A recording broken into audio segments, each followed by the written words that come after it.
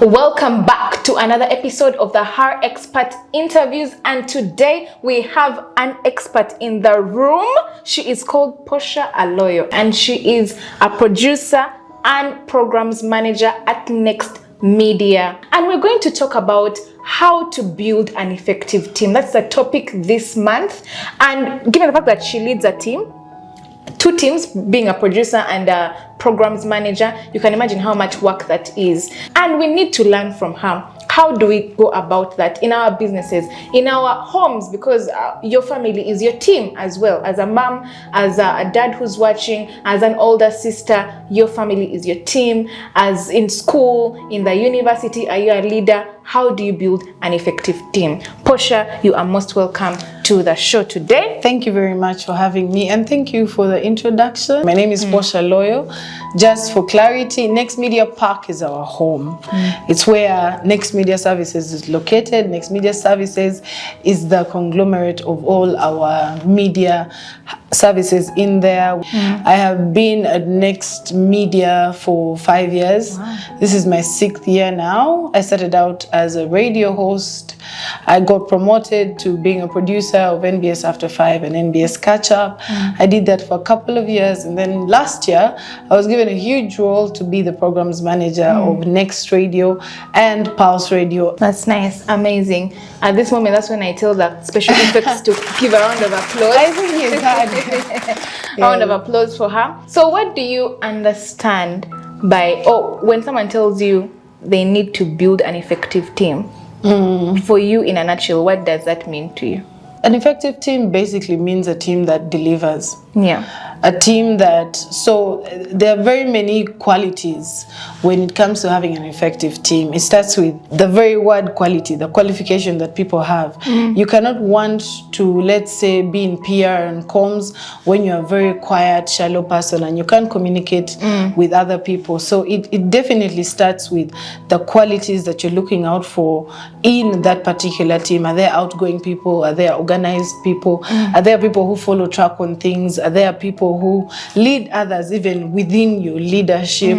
Are there people who are role models? Are there people who understand the job at hand? A lot of times we are put in places where someone is there because they have the job, or because their dad is someone, or because they passed very well in university, but they can't actually execute the job. So one of the biggest things you need to look out for is the ability of your team to execute these tasks. And at the end of the day, that is the only thing that's going to make your team very, very effective. Well, that's pretty amazing. Thank you so much for that elaborate, detailed explanation of what an effective team means. Yeah. Putting up front that certain qualities that we look in specific individuals to help us execute one or two tasks. So as someone who has led various teams, how do you keep your team motivated? Do you take them out for rugby? It's very important to first of all understand the teams you're leading. So people have different characteristics. People are from different age groups. You're not going to motivate a Gen Z the same way you're going to motivate a millennial, or the same way you're going to motivate a bloomer. A bloomer is coming to work and all they care about is the money because they have bills to pay. They have children. So they are not going to be about that life. Then the millennials, we are there. We've discovered life. We have some kamane, some have kids. It's still in that phase of self-discovery. So that motivation is also different. A Gen Z is probably still staying at their parents' home, is given pocket money, so his motivation is quite different. And you'll find, for example, a Gen Z expects to earn 5 million in his first job. He doesn't care about experience. For him, he's there, he wants it. Why is that person getting what I'm not getting? A millennial has been brought in the structure to understand that everything is a growth process and I will get there. A bloomer is protecting what he can. You're there and you're afraid these kiddos have come, they're going to knock us out. So you need to first of all understand that as a leader, and the things that you're going to do to motivate them are going to be quite different. For example, millennials are very factual people. They prefer the truth. You'll find a lot of millennials, if there is no money, say there is no money. Don't go back. The corners. So in motivating a millennial, one of the things you're going to do as a leader is have open, effective communication that is truthful. A Gen Z is, my God, their attention span is so low. They want to work 2 hours, they go and rest, they go and play pasa, but they deliver work. So what motivates them? So if you find you're leading a group of people that has a lot of Gen Zs, you're going to have a lot of open dialogue, you're going to have a lot of entertainment, you're going to have less rules, and you're going to have a lot of guidance on how we are reaching the goal. A Bloom, on the other hand, just wants his money. Motivate me with a salary increase, motivate me with this, but there'll definitely be things that cut across. Going out for holiday, giving people leave, just, finding someone doing good at their job and reminding them, hey, this is amazing, hey, this is good. There are those that definitely intersect regardless of the generation of the people you're leading. Then there are those that are specific. So as a leader, you need to understand that. So once you understand the people you're leading, you communicate with them effectively, but also honestly. You understand? And that is the best way you can motivate anyone that you're leading. You can be younger than them, you can be older than them, but you're the leader. Creating that respect and that ear for you each time. And it's also a growth process. Not everyone is born naturally at leading people. You learn along the way. You make mistakes. You say, how do I get better at leading my people? Yeah, amazing. And I think it puts in play the question or the point of teamwork. Being a very playing a very pertinent role in all this. So now it's time for us to do some storytelling. Give us a scenario whereby teamwork led to a major success within your team. I think my most major success is yet to happen.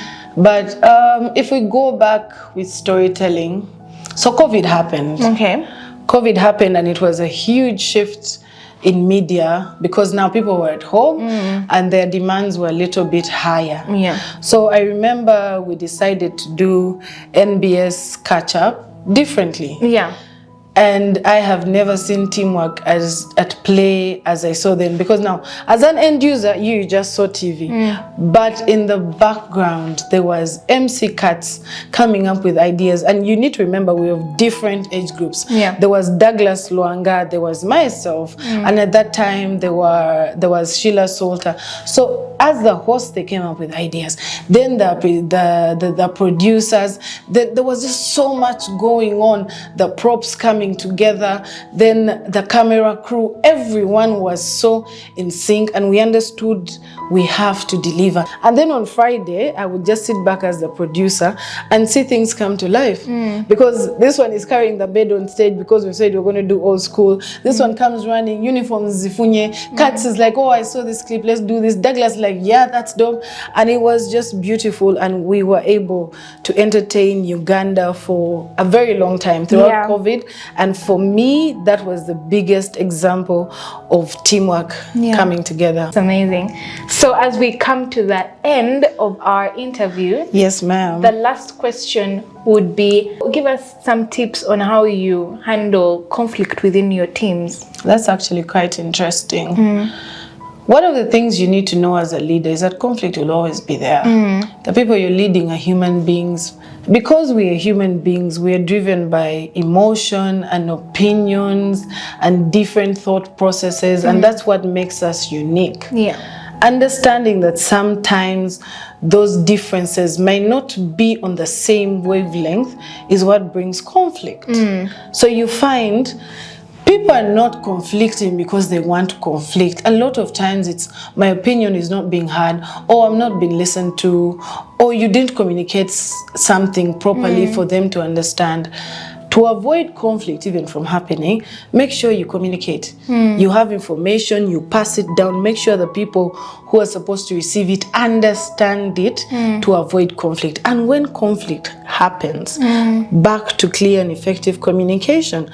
One of the things people do is tend to listen to one side of the story. Listen to both.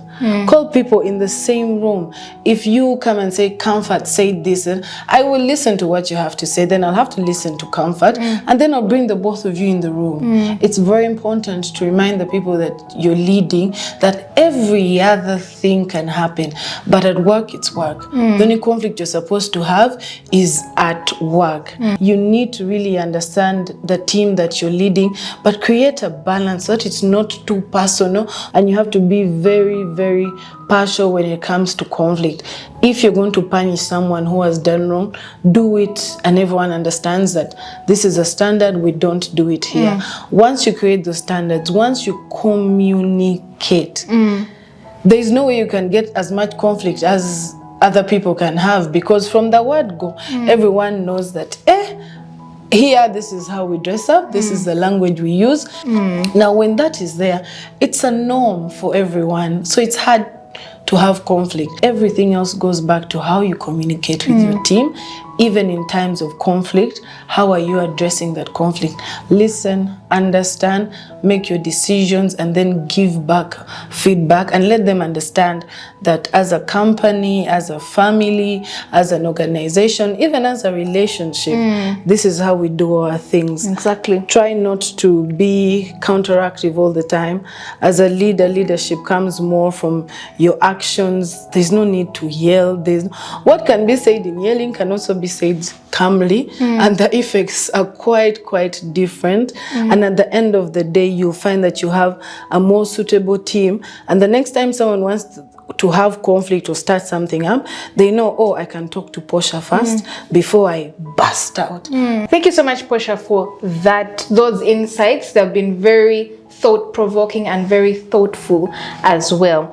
For the viewers, I hope you have learned one or two things from Posha and this month's topic, reminding you all that it is how to build an effective team. One of the things that Posha has mentioned is quality.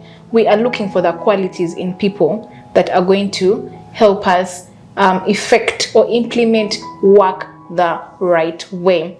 Posha, any last words for our viewers? I think my final words, if you're a person out there, you need to believe in yourself. No one is coming from Masaka or Kaberamaido to push you and elevate you to be a bigger, better person. My biggest mantra in life is, if someone else can do it, I can do it. I just need to put my mind to it. So if you're listening to me today, I want you to believe in yourself. That's all you need. Every morning, look in the mirror. It's what I do.